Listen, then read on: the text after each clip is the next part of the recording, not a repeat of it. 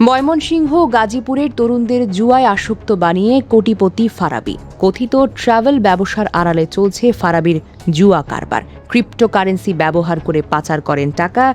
দুদকে রয়েছে অভিযোগ ও দ্রুত তদন্ত ও বিচারের দাবি। বিস্তারিত দেখুন গাজীপুর থেকে শফিকুল ইসলাম রাজার করা প্রতিবেদনে। গাজীপুরের শ্রীপুর ও ময়মনসিংহের গফরগাঁওয়ের বিভিন্ন এলাকায় অনলাইন জুয়ার একটি সংগঠিত নেটওয়ার্ক গড়ে তুলেছেন গফরগাঁও উপজেলার উথুরি গ্রামের দুলাল উদ্দিনের ছেলে আয়ান ফারাবি। এই নিয়ে এলাকায় চরম উত্তেজনা ও ক্ষোভ বিরাজ করছে।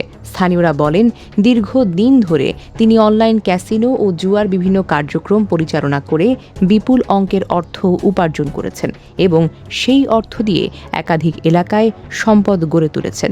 সূত্র জানায়, রাজধানীর পল্টন একটি ট্রাভেল এজেন্সি খোলে এবং সেখানে বসেই শ্রীপুর ও আশেপাশের এলাকায় তার কার্যক্রম বিস্তৃত হয়।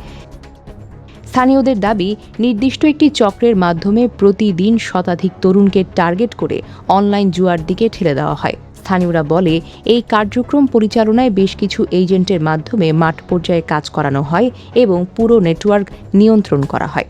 স্থানীয়দের ভাষ্যমতে, প্রথমে সহজ সুযোগ সুবিধা ও বিভিন্ন প্রলোভনের মাধ্যমে তরুণদের যুক্ত করা হয়। পরে তারা ধীরে ধীরে আসক্ত হয়ে পড়ে। এতে এলাকার উঠতি বয়সী যুবকরা আর্থিকভাবে ব্যাপক ক্ষতির মুখে পড়ছে বলে অভিযোগ রয়েছে। স্থানীয় সূত্র আরও জানায়, এই কার্যক্রমের বিরুদ্ধে কেউ কথা বললে চাপ সৃষ্টি ও ভয়ভীতি প্রদর্শনের অভিযোগও রয়েছে। কিছু এলাকাবাসীর দাবি, সংঘটিত এই চক্রের মাধ্যমে সাধারণ মানুষ প্রকাশ্যে প্রতিবাদ করতে সাহস পান না এবং এক গণমাধ্যমকারী বিষয়টি নিয়ে অনুসন্ধান করতে গেলে বিভিন্ন সময় বাধা ও হুমকির মুখে পড়তে হয়। এতে এলাকায় আতঙ্ক যেন আরও বেড়ে যায়। বিষয়টি নিয়ে উদ্বেগও ছড়িয়ে পড়ে। এ বিষয়ে মেহেদী হাসান নামে একজন গণমাধ্যম কর্মী তার বিরুদ্ধে দুর্নীতি দমন কমিশনে অভিযোগ করেছেন।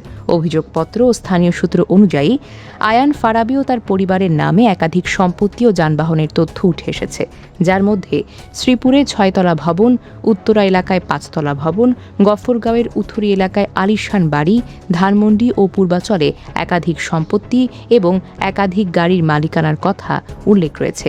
পরিবারের সদস্যদের নামেও সম্পদের তথ্য রয়েছে বলে দাবি করা হয়। তবে এসব সম্পদের উৎস নিয়ে প্রশ্ন তুলেছেন স্থানীয়রা। আয়কর নথি ও নোটিশ সংক্রান্ত বিষয়ে প্রশ্ন রয়েছে, যা নিয়ে এখনও তদন্তের দাবি জানানো হচ্ছে। অভিযোগ রয়েছে, এই পুরো কার্যক্রম কোনো একক ব্যক্তির নয়, বরং একটি সংগঠিত চক্রের মাধ্যমে পরিচালিত হচ্ছে, যেখানে প্রশিক্ষিত লোকজন মাঠ পর্যায়ে সক্রিয় থেকে তরুণদের টার্গেট করা, ব্যবস্থাপনা ও ভয়ভীতি প্রদর্শনের মতো কাজ করছে।